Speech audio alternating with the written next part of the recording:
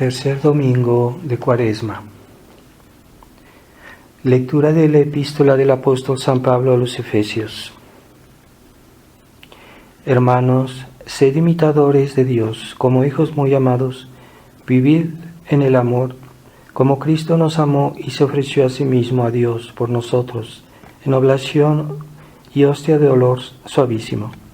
Por tanto, la fornicación y toda clase de impureza o avaricia, ni se nombre entre vosotros, cual conviene a los santos, ni palabras torpes o necias, ni truhanerías ni bufonadas, lo cual desdice, sino antes bien acciones de gracias. Porque habéis de saber y entender que ningún fornicario o impúdico o avaro, lo cual viene a ser una idolatría, será heredero del reino de Cristo y Dios. Nadie os engañen con palabras vanas, pues por tales cosas vino la ira de Dios sobre los incrédulos. No creáis por tanto tener parte con ellos, porque en otro tiempo erais tinieblas, mas ahora sois luz en el Señor. Andad como hijos de la luz, pues el fruto de la luz consiste en toda bondad, justicia y verdad. Lectura del Santo Evangelio según San Lucas. En aquel tiempo estaba Jesús lanzando un demonio, el cual era mudo. Y así que hubo lanzado el demonio, habló el mudo, y se maravillaron las turbas. Mas algunos dijeron, por arte de Belcebú, príncipe de los demonios, expulsa a los demonios. Y otros para tentarle le pedían algún prodigio del cielo. Jesús, que veía sus pensamientos, les dijo, todo reino dividido en dos bandos quedará destruido, y caerá casa sobre casa. Si Satanás está también dividido contra sí mismo, ¿cómo subsistirá su reino? Pues decís que lanzo los demonios en virtud de Belcebú.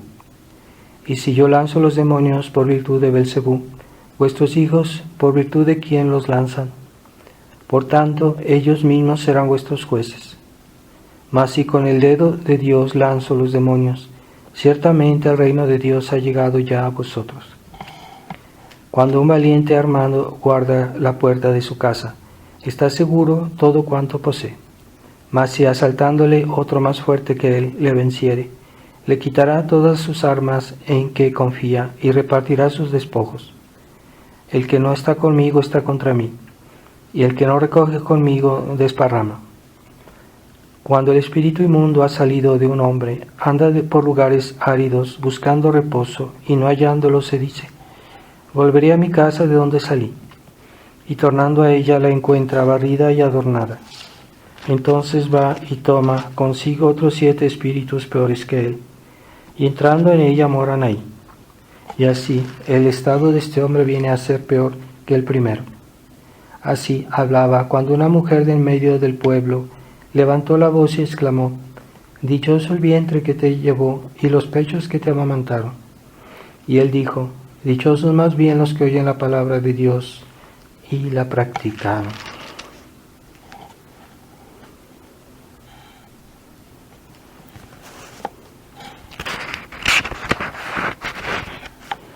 Antes de comenzar quisiera hacer unas precisiones sobre las noticias que habrán oído ustedes últimamente, de que el Papa declaró que iba a hacer la consagración de Ucrania y de Rusia a Corazón de María, Corazón Inmaculado de María, este día 25.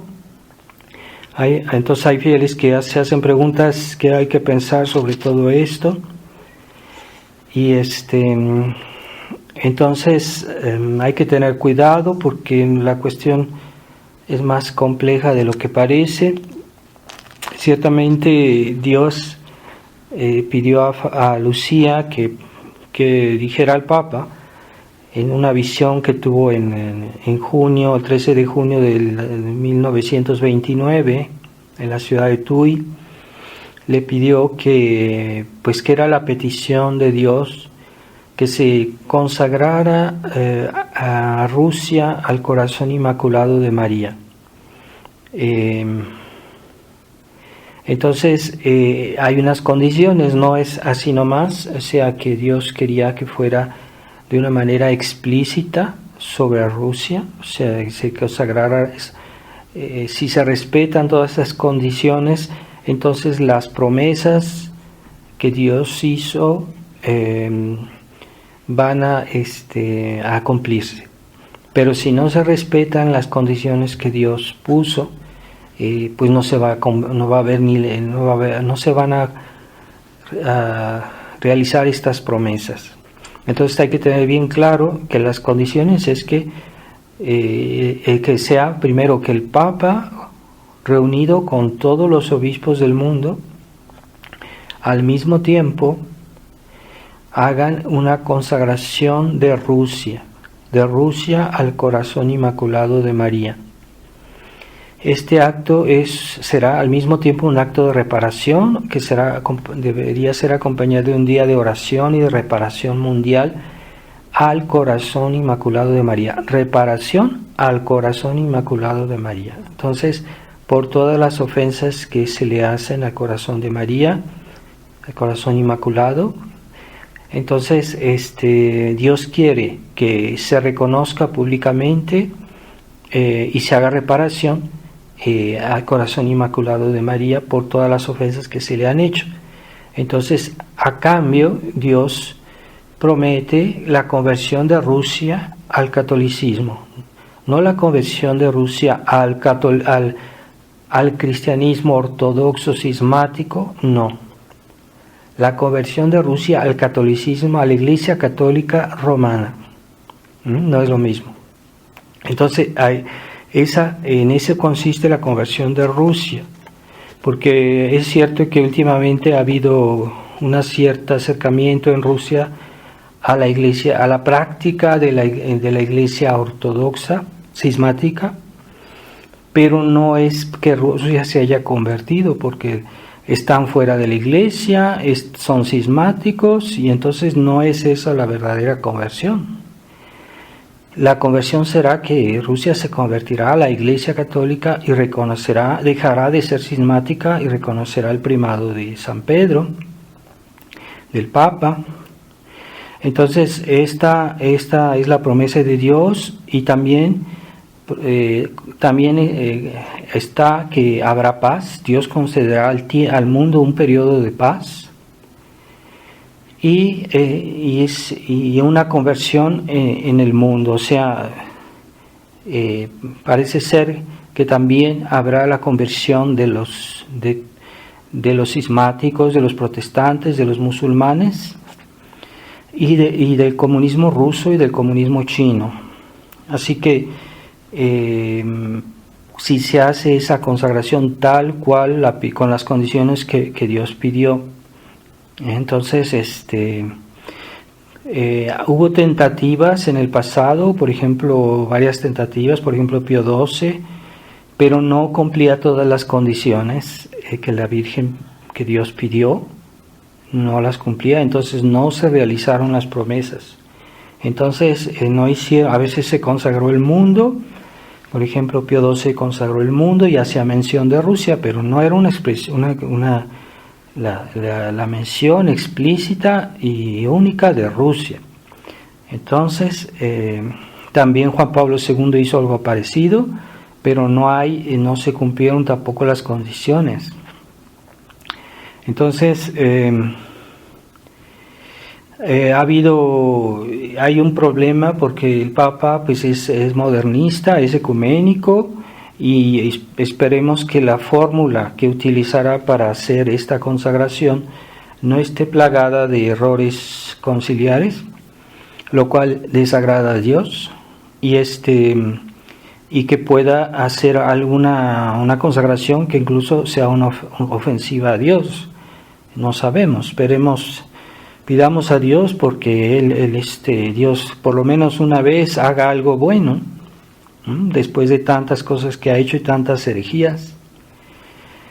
Entonces también él hablando de la Virgen decía que pues sí, tiene una declaración en la cual dice que la Virgen también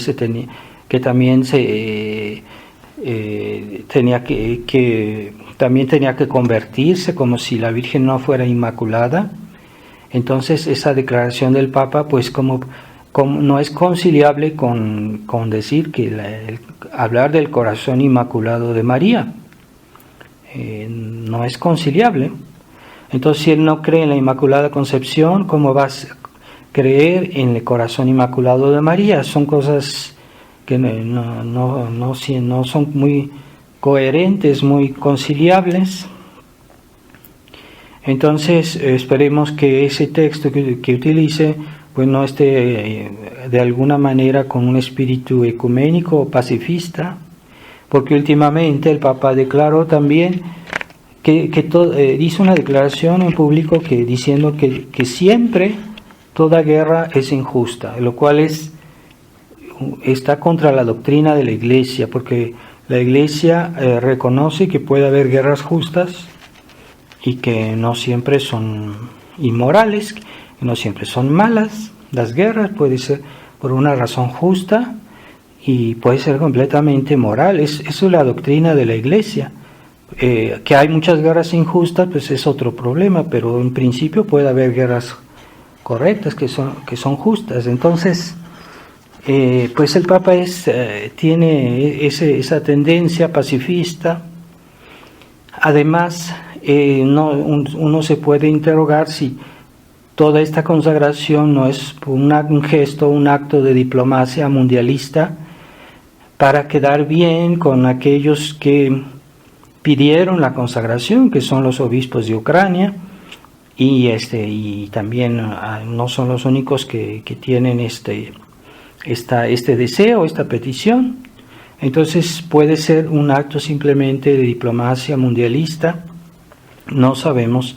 Veremos qué pasará este día 25, pero nosotros nosotros por nuestra cuenta, los fieles, mis fieles que yo conozco y las personas que quieran, podríamos prepararnos para hacer la consagración nosotros a título personal el día 25 de esta semana, y unirnos y decir una consagración que yo después les voy a transmitir para que la puedan recitar, podamos decirla todos ese día, y con las características que la Virgen, nuestro Señor pidió en Fátima, ¿verdad? Entonces, hacer una pequeña fórmula de consagración de Rusia,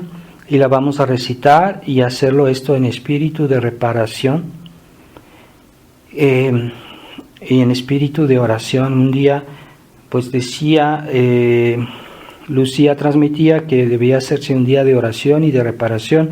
Puede ser que ese día lo utilicemos como un día de oración y de reparación, en espíritu de reparación. Así que en esta semana les comunicaré algún texto con las características de cómo debemos llevar a cabo ese día, y con la oración y con la penitencia y con la consagración que hay que recitar. Cada quien la dirá en su casa, con la intención de verdadera que la Virgen pidió en Fátima. Entonces, también quisiera precisar que hay hoy se habla mucho de la situación mundial y de lo que está pasando. Algunos tienen tendencia a tomar partido por Estados Unidos, otros tienen tendencia a tomar partido por Putin. Y yo ciertamente el mundialismo está presente en todos lados, y no hay que pensar que Putin es un santo o que él es forzosamente el salvador del mundo. Ciertamente, aparentemente hay una disensión entre los mismos mundialistas, y tanto el capitalismo como el comunismo son dos brazos de los enemigos de Dios, de la masonería. Así que no hay que tomar partido por Putin de una manera ciega. Es posible que Putin esté un poco en desacuerdo o que haya un poco en desacuerdo con los demás mundialistas, pero no hay ninguna certitud. Además, hay que recordar que Putin está promoviendo el comunismo en el mundo, puesto que él apoya y sostiene a todos los países que son comunistas en el mundo actualmente. Él los está apoyando, los está sosteniendo. Así que eso no indica que él es procomunista. Así que se ha querido enmascarar el comunismo actualmente. Se ha hecho un comunismo estilo capitalista, es decir, que si hay una cuestión, se liberaliza un poco la economía, pero permanece esa autoridad férrea que quiere controlar la vida religiosa y las mentes del pueblo. Es lo que se ve muy claramente en China, donde hay un control de todo, y aunque se dé una cierta libertad a nivel económico, pero el comunismo sigue en China, está claro, y en Rusia yo pienso que es lo mismo, aunque sea tal vez más discreto, pero hay el gobierno tiene un poder ilimitado. Entonces hay que tener cuidado en no precipitarse y decir que todo está bien en Putin. Puede ser que según los planes de Dios, que en todo caso Rusia se convertirá. Puede ser que Putin se convierta, pero actualmente yo no lo pienso, no creo que esté convertido. Tal vez hay una cierta duda en él, puede ser. Y entonces todavía no es la conversión de Rusia como a ciertos medios de la tradición han dicho, algunas personas han dicho eso y se ha hecho mucha ilusión, porque realmente el comunismo no está muerto, está enmascarado.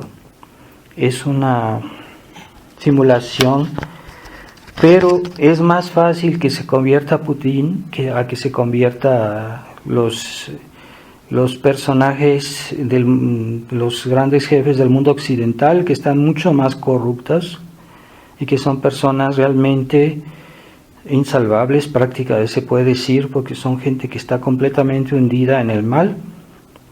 Entonces están peor y entonces yo pienso que Putin parece una persona un poco más sana, parece, y no sabemos qué hay detrás de todo esto, pero pienso que de todos modos la Virgen prometió que Rusia se convertiría, así que será Putin que se va a convertir, será un sucesor de él, no lo sabemos, pero no hay que ser demasiado optimistas y decir que ya esto es que Rusia ya se convirtió, que Putin es casi como un santo, y no es verdad, porque él está promoviendo el comunismo actualmente en el mundo, así que no es muy bonito eso. Entonces él apoya a Maduro, él apoya a todos esos gobiernos, a Ortega en Centroamérica, está apoyando a toda esa gente que está haciendo mucho daño.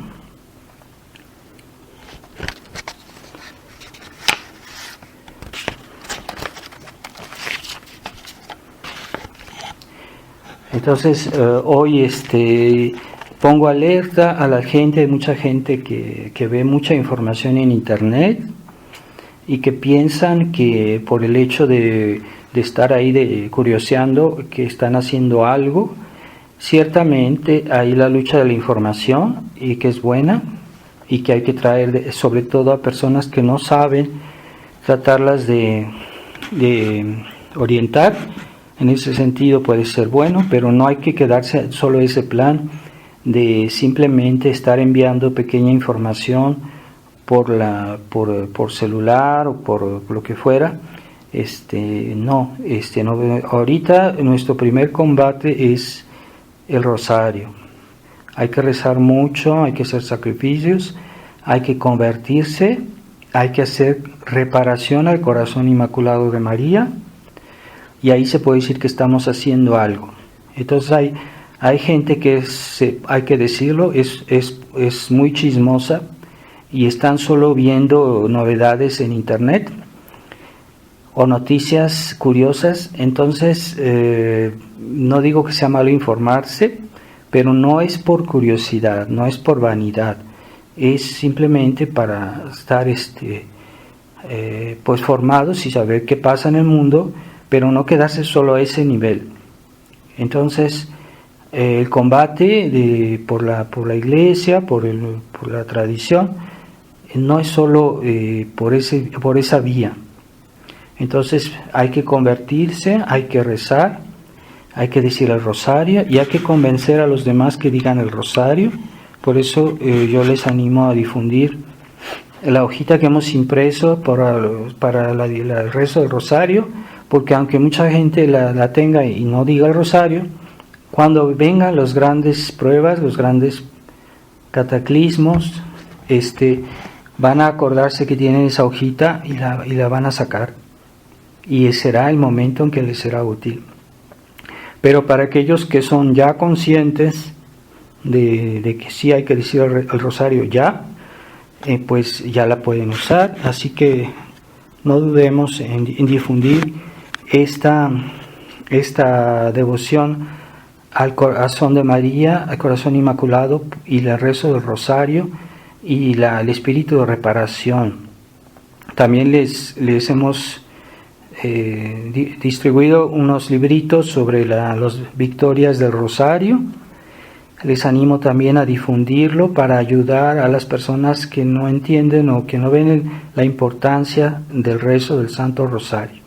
Entonces ese librito muestra que históricamente ha habido batallas y victorias muy grandes en la historia de la Iglesia por el rezo del rosario, así que no es solo de palabra, que es de hecho que Dios puede hacer algo. Así que el rosario en nuestro momento actual adquiere una importancia capital, así que traten de decir los 15 misterios todos los días, y si pueden hagan más penitencia según sus posibilidades. Si no tienen salud, no exageren, pero aquellos que tienen salud pueden hacer ayuno, pueden rezar el rosario con los brazos en cruz, que de eso nadie se enferme, de eso nadie se muere. Y es muy pesado decir el rosario con los brazos en cruz, pero es un buen sacrificio que podemos ofrecer por tantas intenciones que están hoy en nuestra mente, que deberíamos pensar en rezar por ellos. Pidamos por las personas que mueren de una manera violenta en esta guerra que está pasando en Ucrania, que hay el riesgo de que se extienda al mundo. No, debemos rezar por las personas que van a morir. Esperemos no ser nosotros, pero hay que estar preparados y rezar por los moribundos. Es un acto de caridad pedir por los moribundos, no hay que olvidar eso. Hay gente que está esperando a ver qué hace Dios, pero Dios está esperando a ver qué hacemos nosotros, y en función de lo que hagamos nosotros, Él va a corresponder. Así que no se hagan ilusiones aquellos flojos católicos que no quieren hacer esfuerzos. En el nombre del Padre, del Hijo y del Espíritu Santo. Amén. Ave María Purísima, sin pecado concebida. Estimados hermanos, estamos en el tercer domingo de Cuaresma. Hemos oído el Evangelio y nuestro Señor, pues de varias maneras nos hace comprender que no se puede servir a dos dueños, no se puede tener dos patrones. Así que Él dice: el que no está conmigo desparrama, el que no recoge conmigo desparrama, y el que no está conmigo está contra mí. Ese es el sentido de la vida cristiana, es el sentido verdadero de la vida cristiana, que ha sido muchas veces alterado por aquellos católicos que no quieren vivir su vida cristiana plenamente, o que quieren, o al mismo tiempo quieren conciliar la vida cristiana con la sabiduría del mundo. Eso es algo típico de los católicos liberales, que quieren ser católicos y al mismo tiempo conciliarse con la sabiduría del mundo, vivir como vive la gente del mundo, aunque a veces es por grados. Puede ser que hay personas que lo hacen con más intensidad esto y otros que lo hacen de una manera menos grave, pero se puede decir que a todos nos puede pasar que tengamos algún momento de debilidad cuando queremos practicar nuestra vida cristiana y hagamos algún pequeño compromiso con el mundo. Puede pasar, si a veces casi sin darnos cuenta, que tenemos un poco de respeto humano, un poquito de deseo de los bienes del mundo, o sea, de la huida del espíritu de abnegación, de sacrificio. Entonces a veces estamos también nosotros tal vez contaminados un poco por la cuestión del espíritu liberal, o sea que es tan intenso, tan omnipresente este espíritu en el mundo, que a veces todos de alguna manera podemos ser influenciados, pero lo que hace que los católicos liberales sean liberales es que lo hacen de una manera abierta, o sea que ellos quieren, pretenden que de una manera habitual de conciliarse con el mundo, y se lo hacen de una manera constante. Entonces no es un pecado así que a veces se nos puede escapar, un pecadito venial. No, ellos lo hacen de una manera regular, constante, y esa duplicidad pues no cabe, por ejemplo, en el corazón inmaculado de María, que hoy hablamos de la que se va a hacer una consagración al corazón inmaculado de María. Pues para tener una devoción verdadera al corazón inmaculado de María, pues hay que imitarlo, hay que parecerse a él, o hay que tratar de parecerse a él, y entonces se puede hablar de una verdadera devoción, ¿verdad? También ayer celebramos la fiesta de San José, gran santo, y es este mes de marzo está dedicado a San José, es el mes de San José, y el corazón de San José pues también siempre estuvo con el corazón de María, pues siempre colaboraron para cuidar al niño Jesús y colaboraron para la salvación del mundo. Entonces lo que estos dos corazones han hecho en unión al corazón sacratísimo de Jesús, pues es invaluable. Nosotros no podemos ver hasta qué punto somos debitores de ellos y hasta qué punto les debemos una acción de gracias. Entonces, pero estos corazones pues no tenían esa mentalidad liberal, no había esa duplicidad que hoy es tan común y que hoy a los católicos les parece normal. Hoy la duplicidad parece algo normal, parece algo que hay que hacer siempre un compromiso por aquí, por allá, con el mundo, con ciertos defectos, con ciertas cosas, y esa mentalidad pues está omnipresente. Entonces cuando uno quiere hacer las cosas bien y hacer la vida cristiana como debe ser, entonces la gente piensa que uno es un fanático, que es uno excesivo, y no hay que dejarse impresionar, porque ni la Virgen María ni San José eran así, y porque si fueran así no hubieran sido elegidos para ser lo que fueron, la Madre de Dios y el Padre adoptivo de Jesús, San José. Entonces esta duplicidad debemos tenerle miedo, tenemos que tenerla estar siempre atentos, ¿verdad? Porque siempre es como algo que la gente, uno le dice, esto no es así, y después al día siguiente otra vez vuelven a lo mismo, ¿verdad? Entonces hay una tendencia a relajarse o a volver a la mentalidad de este mundo. Entonces, esto pues no es nuevo, porque ya desde el siglo XIX el catolicismo liberal nació en Francia, y era esa tendencia de querer conciliar la sociedad de la vida cristiana con la sociedad liberal. Pero por eso Monseñor Lefebvre insistía tanto en el reinado social de Cristo, porque cuando hay un país en el cual hay un gobierno que es liberal, que hace leyes liberales, que toma disposiciones liberales en sus decisiones, entonces los católicos tienen tendencia a querer encontrar una vía media, una manera de conciliar o de arreglar las cosas, y que por la debilidad humana pues a veces encuentran soluciones que no son realmente correctas, porque en realidad es un compromiso.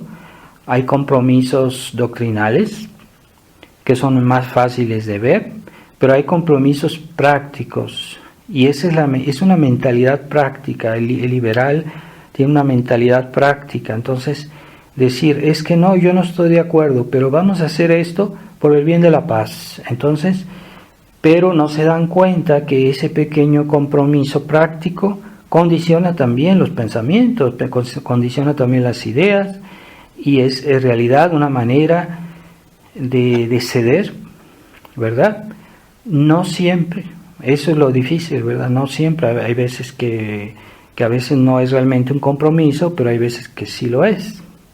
Entonces, como los católicos hoy ya no tienen la ventaja que tenían en otros tiempos los católicos, que la autoridad de la Iglesia todavía estaba más o menos bien, entonces podían siempre recurrir a lo que dice la Iglesia, a lo que dicen los hombres de Iglesia. Pero hoy los hombres de Iglesia ya están ganados a ese catolicismo liberal, entonces ya los fieles están desamparados y siguen ya sin ninguna barrera estos ríos de liberalismo que inundan la sociedad, ¿verdad? Toda esta corriente liberales ya. Entonces, para nosotros los tradicionalistas es más difícil, porque somos minoría, se puede decir, y hay católicos liberales, pues que son, los católicos liberales son muy numerosos, pero algo que no parecía que pudiera ser, pero ya es, así como no parecía que pudiera haber católicos liberales en un tiempo, porque es una contradicción, ¿verdad? Ese liberalismo no es católico, es anticatólico.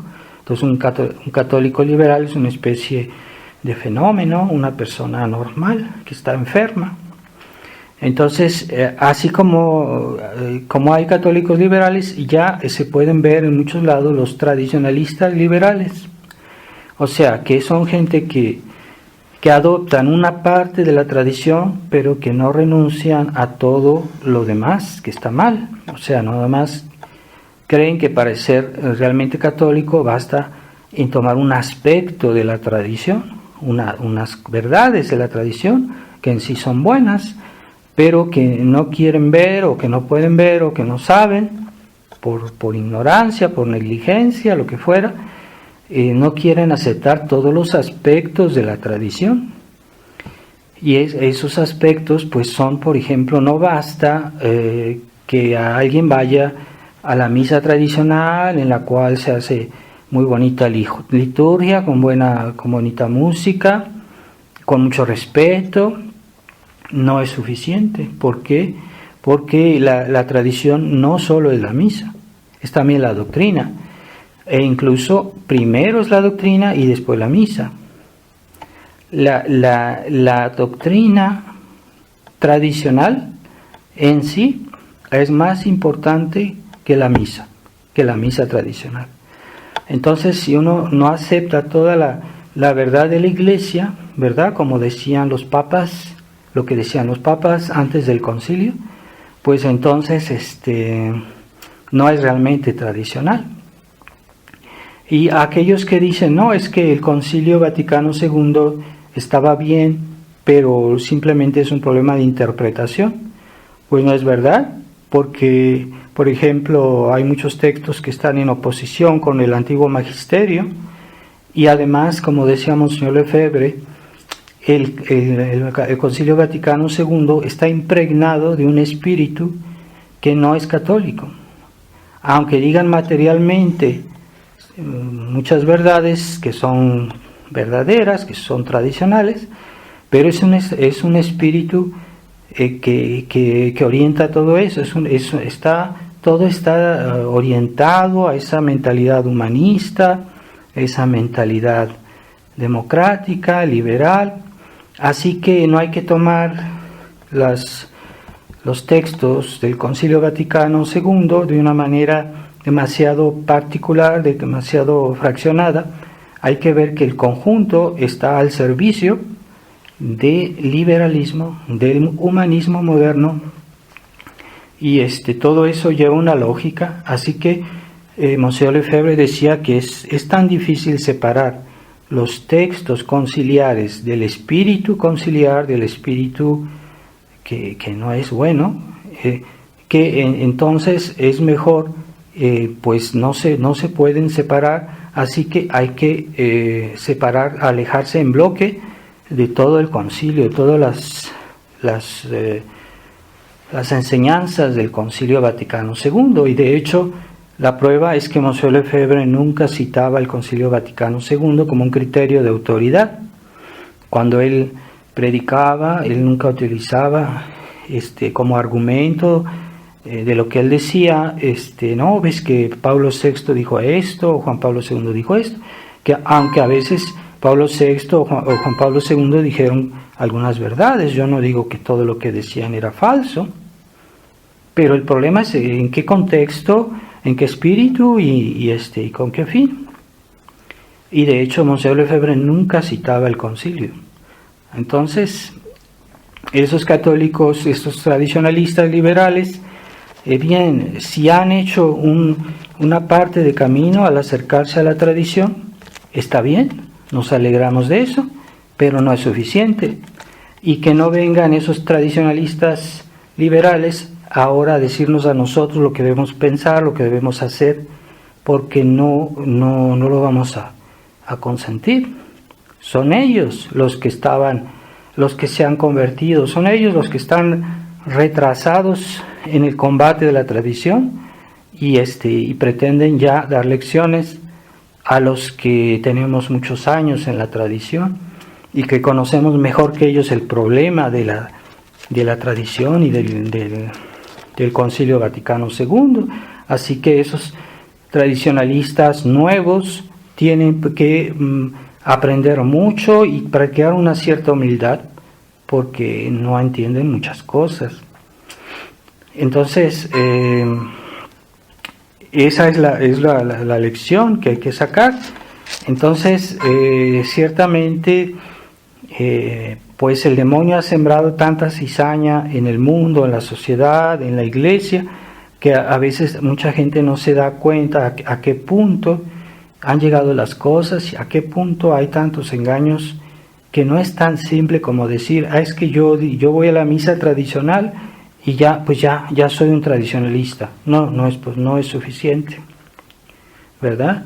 Así como aquellos tradicionalistas como de la Fraternidad San Pedro, por ejemplo, de la Iglesia Dei, dicen que ellos son tradicionalistas, pero entre ellos ya les han obligado a que se puede decir la misa nueva, se puede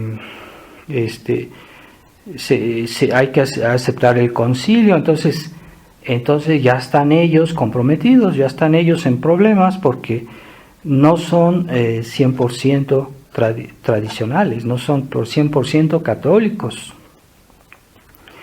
Entonces, también la fraternidad San Pío X que nació, hay que ver por qué nació la fraternidad San Pío X, con qué fin, cuál era el fin de Monseñor Lefebvre cuando él fundó la fraternidad, y era no solo la misa, era no solo hacer sacerdotes.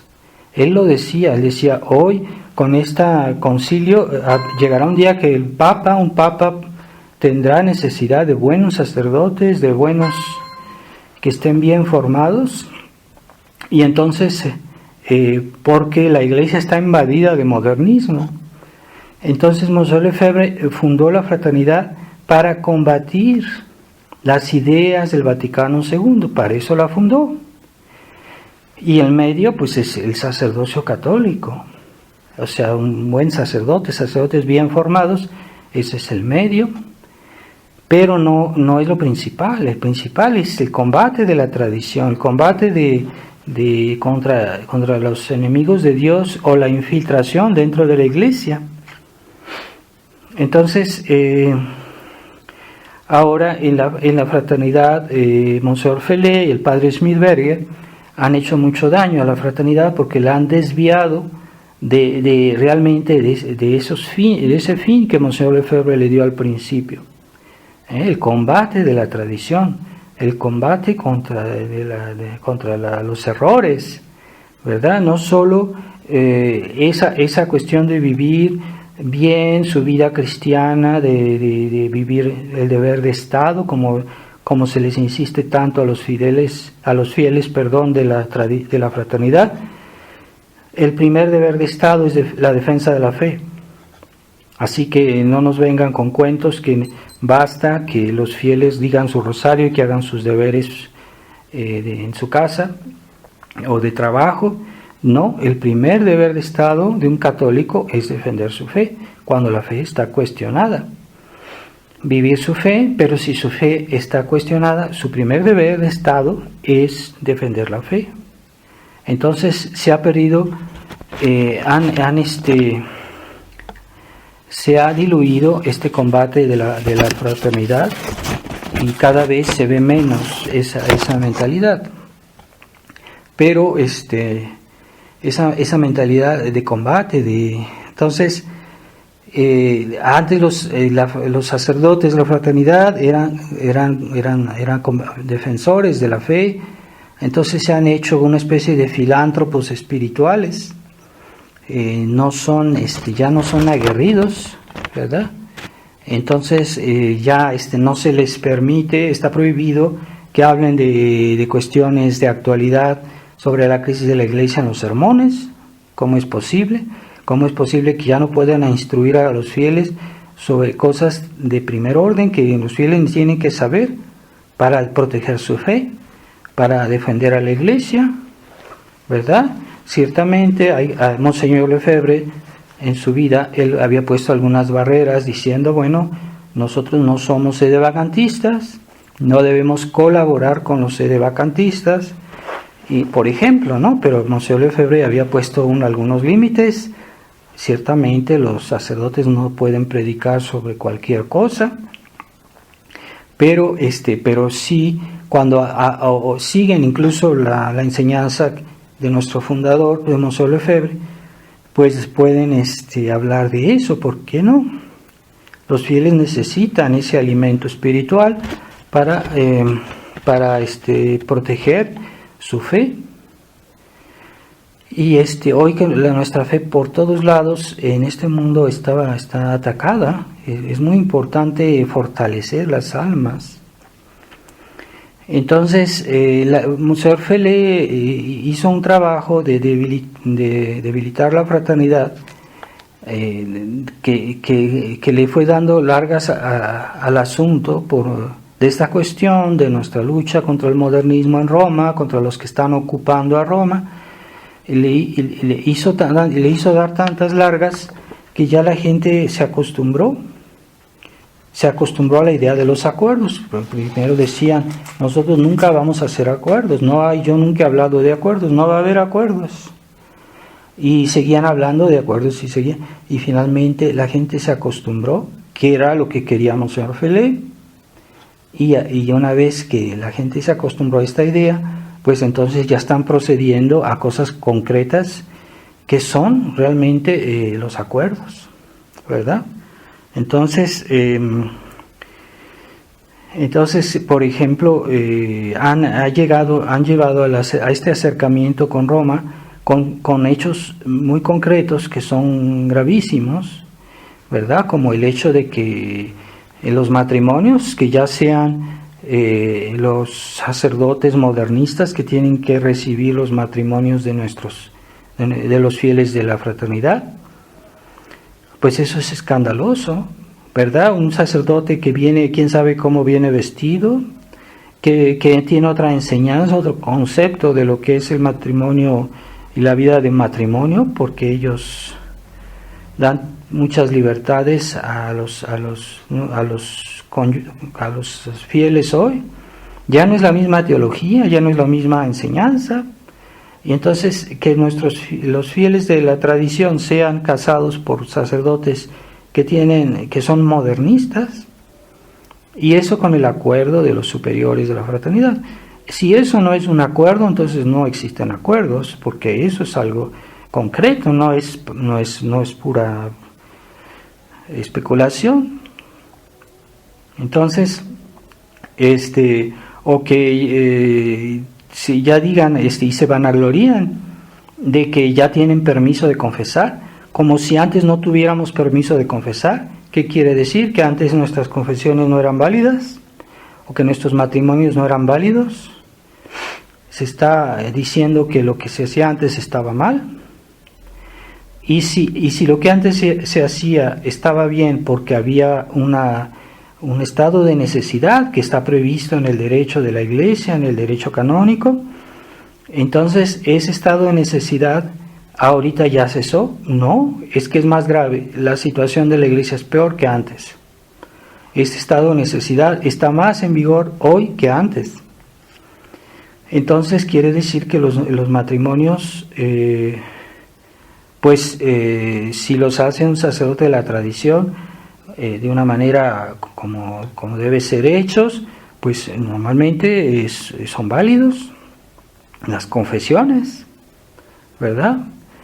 Entonces se ha procedido a este acercamiento a Roma cada vez de una manera más abierta, pero ya los fieles ya no reaccionan, ya se acostumbraron a la idea, los sacerdotes ya se acostumbraron a la idea. En la fraternidad ha sucedido el mismo proceso que sucedió en la Iglesia, a nivel de la Iglesia, cuando subió Pablo VI al papado. Entonces comenzó a hacer reformas muy despacio, muy gradualmente, siempre dando un pie a que la gente dijera, no, es que el Papa es tradicional porque dice ciertas cosas buenas, entonces está dándoles, como decimos en México, a tole con el dedo, y así los tiene, y mientras tanto siguen avanzando, dan un paso para atrás, pero dos para adelante, y poco a poco esto se agrava y se agrava y se agrava. Es una táctica, es un método de subversión de la Iglesia.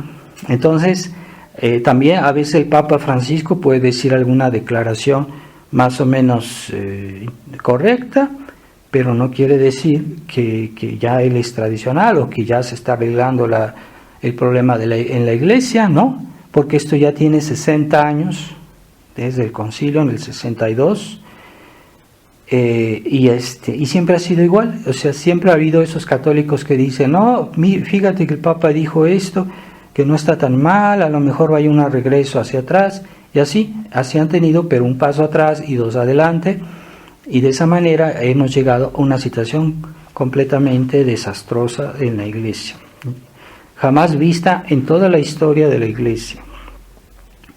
Entonces, debemos ser claros, porque hay cosas que son un contrasentido evidente, que para algunos no son evidentes, pero es un contrasentido evidente. Entonces, por ejemplo, un contrasentido evidente es que no se puede defender a la tradición colaborando con los enemigos de la tradición. Es evidente por sí mismo. No se puede defender la tradición colaborando con los enemigos de la tradición. Pues eso no lo entiende Monsieur Fellet. Él quiere colaborar con el Papa Francisco. El Papa Francisco es enemigo de la tradición.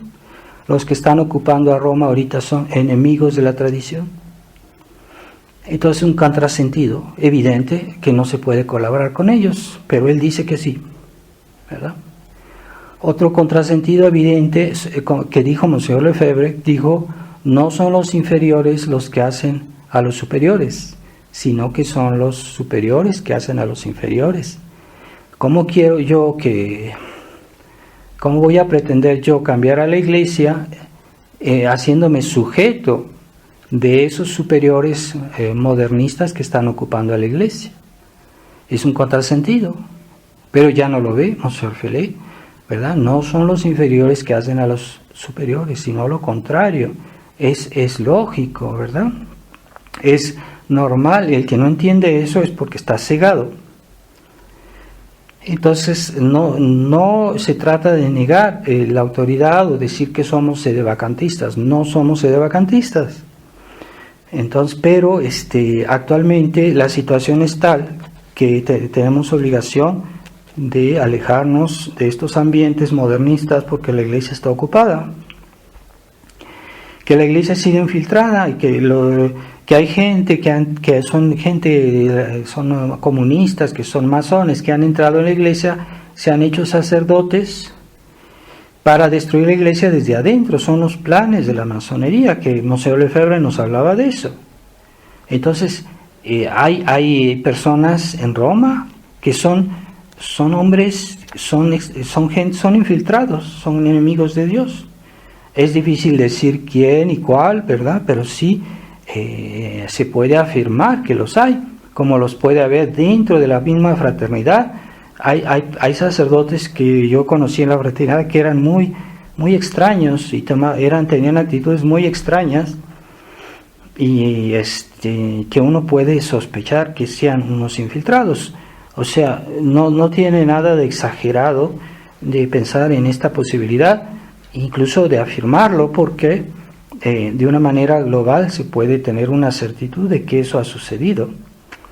Ya para decir tal persona o tal otra lo es o no lo es, ya es más difícil, pero sí en general sí lo podemos afirmar, ¿verdad? Es normal que los enemigos de la Iglesia quieran destruir a la Iglesia, y si quieren destruir a la Iglesia, pues con más razón quieren destruir la tradición.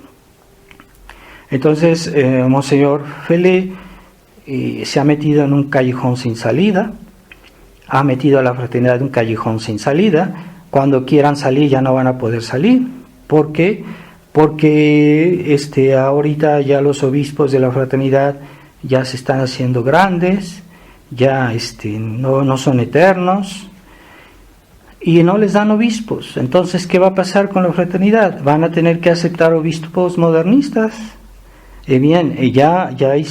Han hecho un gesto como para que los fieles y los sacerdotes se comiencen a acostumbrar a la idea, y han recibido un obispo modernista que nunca ha renunciado al modernismo y que ahora reside en una escuela de la fraternidad y que ya fue a oficiar al seminario de Alemania y que ya se está tratando de que la gente se acostumbre a la idea de que un día él los va a ordenar. Entonces, de esa manera, ya no, los sacerdotes de Monsieur Lefebvre se van a extinguir, y van a tener que aceptar obispos de la diócesis que vengan a darle los sacramentos. Ya aceptaron que los sacerdotes vengan a dar los matrimonios a los fieles de la fraternidad, bueno, pues también los obispos pueden ordenar a los seminaristas de la fraternidad, ¿por qué no? Entonces, esa es una operación suicidio, ¿verdad? Han realmente distorsionado la obra de Monseñor Lefebvre. Monseñor Fellet tiene una gran responsabilidad, también el padre Schmidberger, que ya desde antes, él siempre tuvo una amistad con el cardenal Ratzinger, que incluso para sus cumpleaños le enviaba flores al cardenal Ratzinger. Entonces eran amigos, qué cosa curiosa. Y bueno, él en vida de Monseñor Lefebvre, él hablaba como si era un campeón de la fe, pero después que Monseñor Lefebvre murió, pues entonces hubo esa viraje a la izquierda, ¿verdad?, dentro de la fraternidad, que ha sido una traición enmascarada y que está cada vez diluyendo más la fraternidad. De hecho, los fieles que yo conozco, sobre todo aquí en México, pues, y en todo el mundo, ya han adquirido una mentalidad liberal y ya se acostumbraron a ciertas cosas, y ya a un cierto punto uno ya ve que ya no van a reaccionar, porque cuando pudieron reaccionar, cuando las cosas estaban suficientemente claras, por cobardía, por comodidad, por lo que fuera, no reaccionaron, y es lo que estamos viendo. Entonces esa duplicidad se aplica hoy perfectamente, esta duplicidad que nuestro Señor dice en el Evangelio, ¿verdad? No se puede servir el que no quiere recoger conmigo desparrama, y el que no está conmigo está contra mí. Así es, así que nuestro Señor hay que tomarlo como es y enteramente. Entonces, también dice el Evangelio de hoy que una casa, se trata de una persona, de alguien, se refiere a alguien que se ha convertido y que después el demonio vuelve con 7 demonios peores que él y entran de nuevo a esta casa. Es decir, cuando una persona se ha convertido y que ha estado bien un periodo y que quiere volver atrás, bueno, su situación va a ser peor, porque ha sido infiel a la gracia, ha sido infiel a los dones de Dios. Entonces es más peligroso, ¿verdad?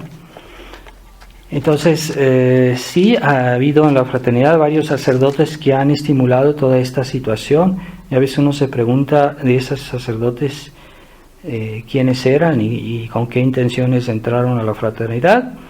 De afirmar de ahí a que sean, no tener pruebas absolutas que sean infiltrados, pero por lo menos sospechas se pueden tener y actuar en su contra, ¿verdad? Es cierto que los católicos liberales a veces se comportan, hacen el trabajo de lo que los enemigos de la Iglesia quisieran que se hiciera dentro de la Iglesia para destruirla, disolverla. Pues los católicos liberales lo hacen muy bien, aun si según ellos se consideran católicos sinceros, pero han adquirido tanto esa mentalidad liberal que ya no se necesita que vengan los enemigos de la Iglesia a destruir la Iglesia. Son los mismos católicos que están diluyendo la Iglesia en el mundo, están diluyendo la Iglesia. La sabiduría del Evangelio la están diluyendo en la sabiduría del mundo, y la vida cristiana la están diluyendo en la vida de este mundo, y así poco a poco la Iglesia se está diluyendo, destruyendo. Pero aquellos que quieren la verdad completa, bien, ellos son los que van a resistir, si tienen convicciones, si tienen valentía, si tienen ganas de luchar, ¿verdad? Porque ese espíritu de lucha es una constante en la enseñanza de la Iglesia, y siempre los santos y incluso el catecismo habla de esa lucha. Por eso la Iglesia nos propone los 3 enemigos de la Iglesia, ¿no? Está siempre en el catecismo, dice cuáles son los enemigos del alma, pues son el demonio, el mundo y la carne. Eso forma parte de la enseñanza de la Iglesia. Pero hoy ya no se insiste mucho en ese aspecto. En la Iglesia modernista pues lo comprendo muy bien, pero que eso esté ya pasando dentro de la tradición, ciertos tradicionalistas que ya no denuncian, no combaten, no hablan de los problemas de actualidad, y por el hecho mismo los fieles comienzan a entibiarse y a bajar los brazos. Entonces están bajando el tono, y por el hecho mismo se está abandonando el combate de la tradición.